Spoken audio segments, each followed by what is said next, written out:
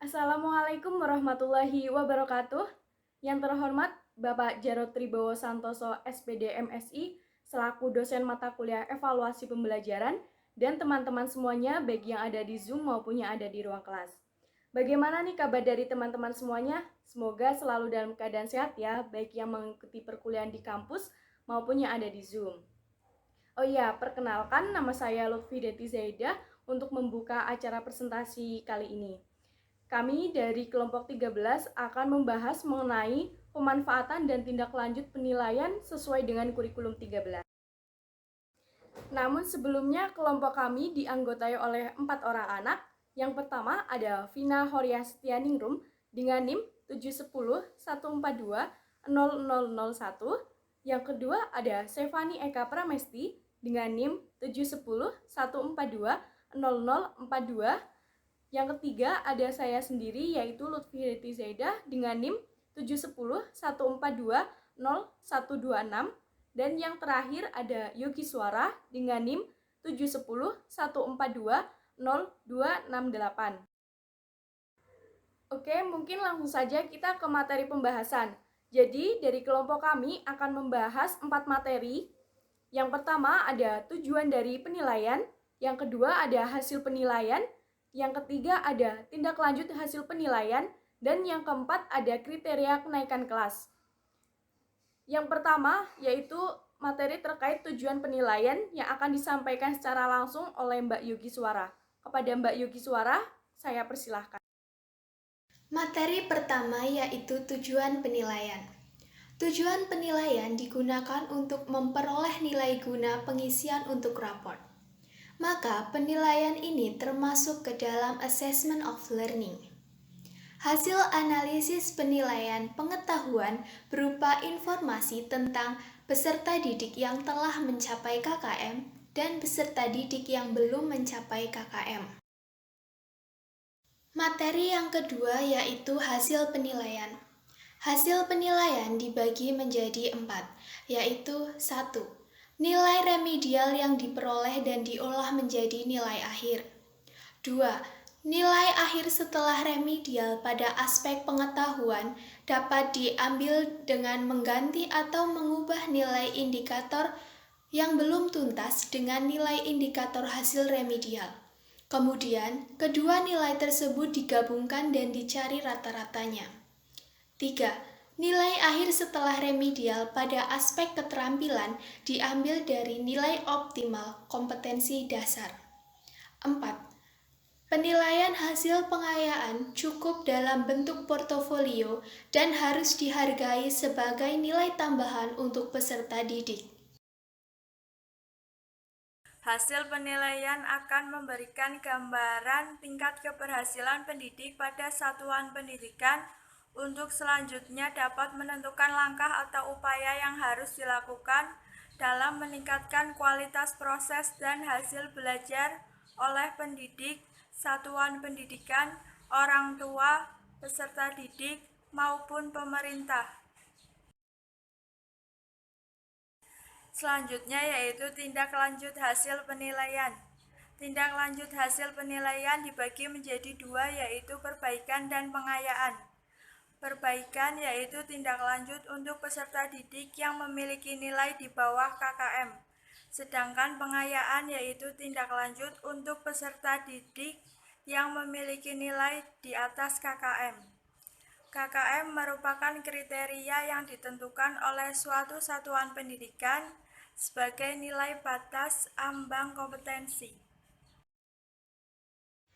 Hal-hal yang dapat dilakukan sebagai bahan perbaikan antara lain yang pertama adalah pemberian pembelajaran ulang dengan metode dan media yang berbeda. Cara ini dapat dilakukan apabila sebagian besar peserta didik memiliki nilai yang tidak tuntas.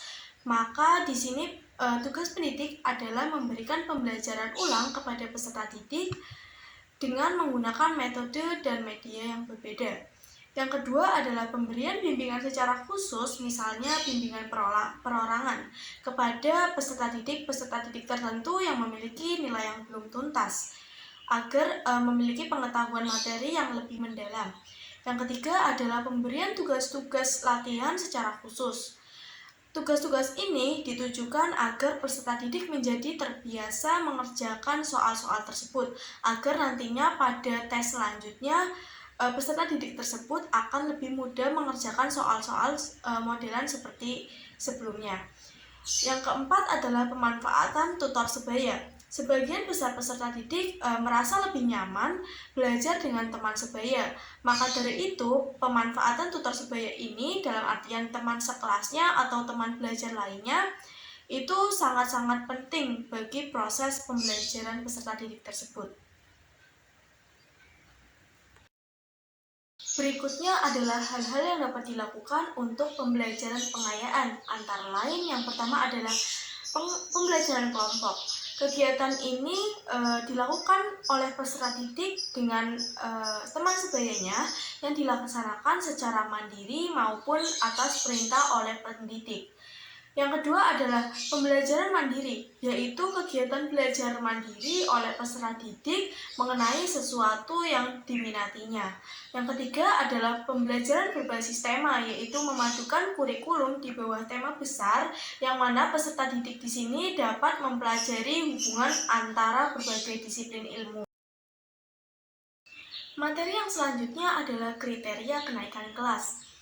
Kriteria kenaikan kelas menurut kurikulum 13 yang pertama adalah kehadiran minimal 75%. Yang kedua adalah kompetensi inti atau KI 1 dan KI 2 menyangkut sikap dan perilaku minimal bernilai B atau baik.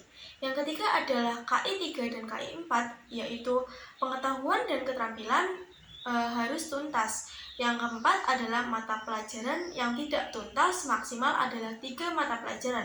Apabila peserta didik memiliki pelajaran tidak tuntas lebih dari 3, maka peserta didik tersebut akan dipastikan tidak naik kelas. Tetapi apabila peserta didik tersebut memiliki nilai yang tidak tuntas itu 2 pelajaran atau kurang dari 3, maka peserta didik tersebut memiliki kesempatan untuk naik kelas. Akan tetapi dengan syarat nilai kompetensi inti 1 dan kompetensi inti 2 itu bernilai baik. Selanjutnya ada contoh. Di sini dapat kita lihat bersama bahwa ada contoh nilai raport salah satu siswa ini memiliki nilai yang tidak tuntas 3 mata pelajaran, yaitu matematika, bahasa Inggris, dan geografi. Nah, peserta didik ini tentu saja memiliki resiko tidak naik kelas karena memiliki 3 mata pelajaran, yang mana 3 mata pelajaran ini adalah batas maksimal kenaikan kelas, tidak naik kelas maksud saya. Nah, tetapi dapat kita lihat bahwa di sebelah kiri ada penilaian sikap, yang mana sikap spiritual dan sikap sosialnya ini berpredikat baik. Maka siswa tersebut memiliki potensi untuk tetap naik kelas dengan mempertimbangkan nilai sikap tersebut. Berikutnya adalah contoh yang kedua, yang mana di sini dapat kita lihat kembali ada nilai raport suatu siswa, yang mana di sini ada 2 mata pelajaran yang tidak tuntas, yaitu mata pelajaran matematika dan bahasa Inggris.